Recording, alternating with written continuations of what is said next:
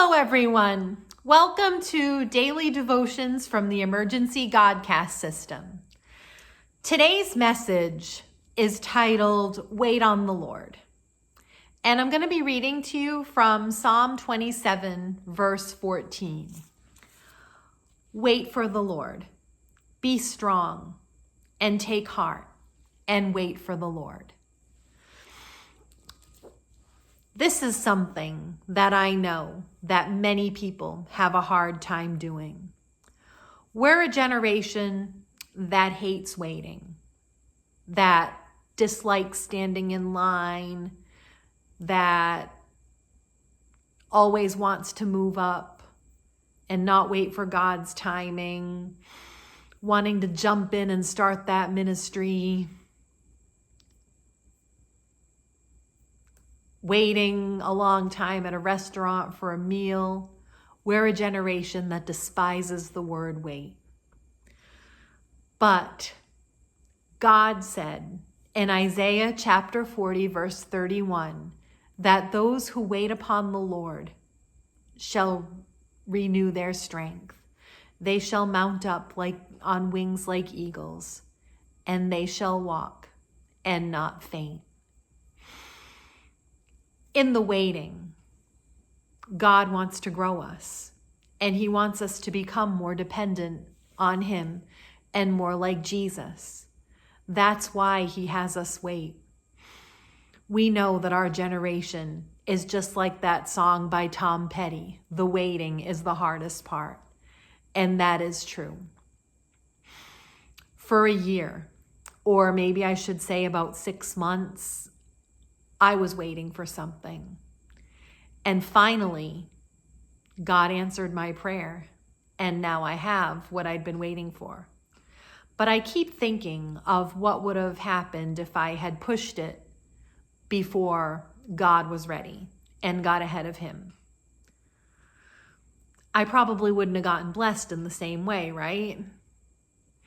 It's important to wait on the Lord because He's not slow, and His timing is always just perfect.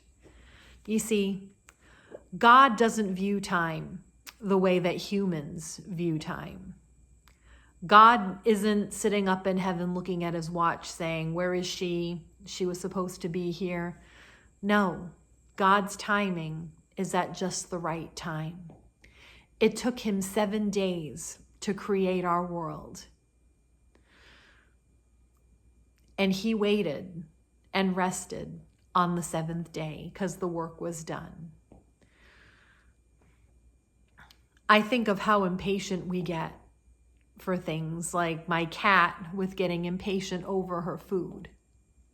But if I got it any faster, it probably would not be as good or to the way that she likes it.